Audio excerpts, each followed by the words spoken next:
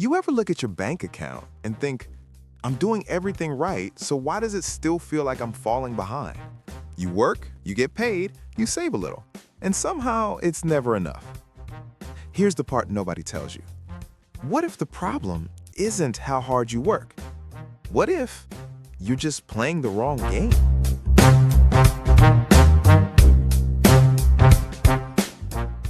Because we've all been taught the same thing.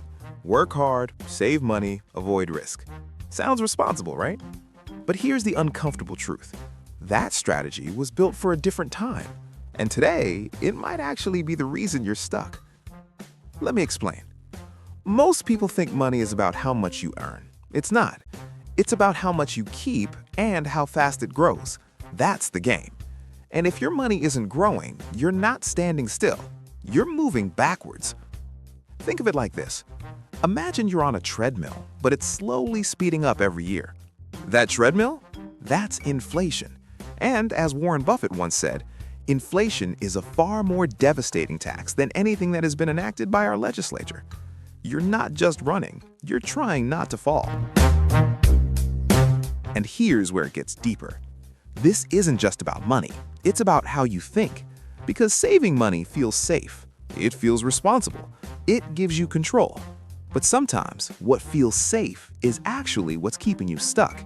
That's why Ray Dalio said, cash is trash. Not because cash is bad, but because cash alone doesn't evolve. Let's make it real. If inflation averages around 3% and your savings grow at less than 1%, every single year you're losing buying power, quietly, consistently.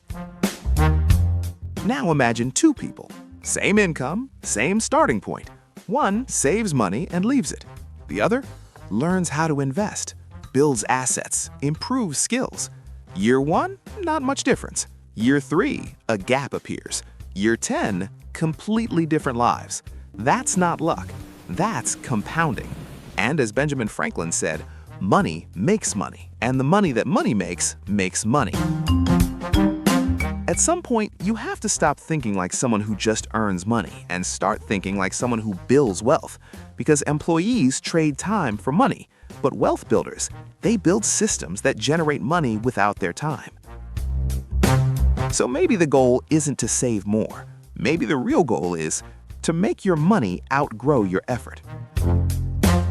And this doesn't just mean stocks. It could be learning high-income skills, building a side business, investing in things you understand, because your income is your engine, but your investments, that's your acceleration. And here's the reality most people ignore. If you don't learn this, you'll spend years working harder just to maintain the same life. Not grow it, just maintain it. And that's the trap. But if you do understand this, everything changes. Your money starts working. Your time becomes more valuable, and slowly, you stop chasing money and start attracting it. So no, you're not broke. You're not behind. You're just playing a game where the rules were never explained to you. And honestly, most people never figure this out, not because it's complicated, but because no one ever told them to look at money this way. But now, you know. So the real question is, what does your future self need from you today? More effort or a better strategy?